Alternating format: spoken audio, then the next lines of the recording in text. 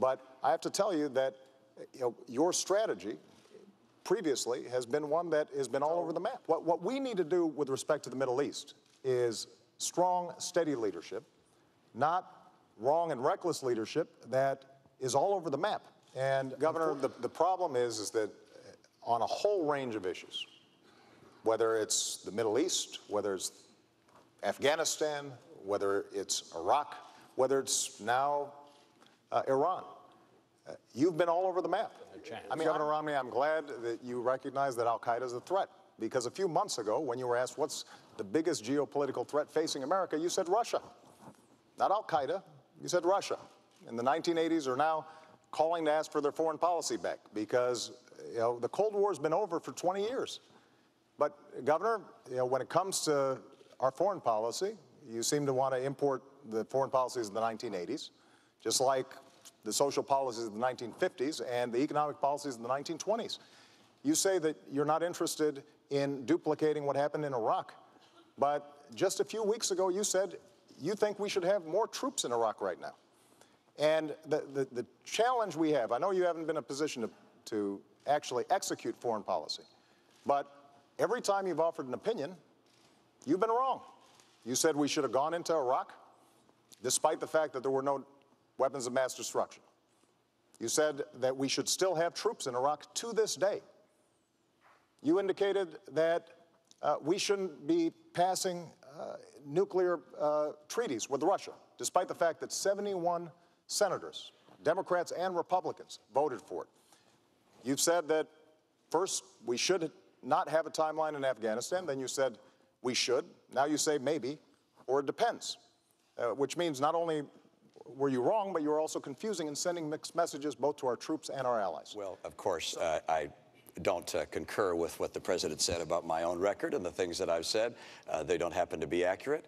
But I can say this, that we're talking about the Middle East and how to help the Middle East reject the kind of terrorism we're seeing and the rising tide of tumult and confusion. And attacking me is not an agenda.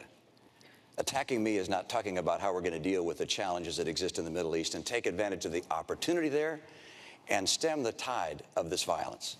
But I'll respond to a couple of things you mentioned. First of all, Russia, I indicated, is a geopolitical foe. Excuse me, it's a geopolitical foe. And I said in the same paragraph, I said, and Iran is the greatest national security threat we face. Russia does continue to battle us in the UN time and time again. I have clear eyes on this. I'm not going to wear rose-colored glasses when it comes to Russia or Mr. Putin. And I'm certainly not going to say to him, I'll give him more flexibility after the election. After the election, he'll get more backbone. Number two, with regards to Iraq, you and I agreed, I believe, that there should have been a status of forces agreement. Did you? Oh, you didn't? You didn't want a status of forces agreement? No, what I would not have done is left 10,000 troops in Iraq that would tie us down. That certainly would not help us in the Middle East. I'm sorry. Look, you actually, there was an effort on the part of the president to have a status of forces agreement, and I concurred in that and said that we should have some number of troops that stayed on. That was something I concurred with. That was your posture. That was my posture as well. You thought it should have been 5,000 troops. I thought it should have been more troops. But you know what? The answer was we got no troops through whatsoever. This is just a few weeks ago that you indicated that we should still have troops in Iraq. No, I didn't. I'm sorry. That's just, I indicated that you failed to put in place a status of forces agreement at the end of the conflict that exists. Governor, here's one thing I've learned as Commander-in-Chief. You've got to be clear, both to our allies and our enemies, about where you stand and what you mean.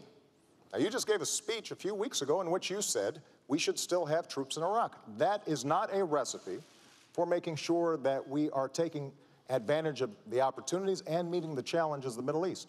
Now, it is absolutely true that we cannot just meet these challenges militarily. And so what I've done throughout my presidency and will continue to do is, number one, make sure that these countries are supporting our counterterrorism efforts. Number two, make sure that they are standing by our interests in Israel's security, because it is a true friend and our greatest ally in the region. Number three, we do have to make sure that we're protecting religious minorities and women, because these countries can't develop unless all the population, not just half of it, is developing.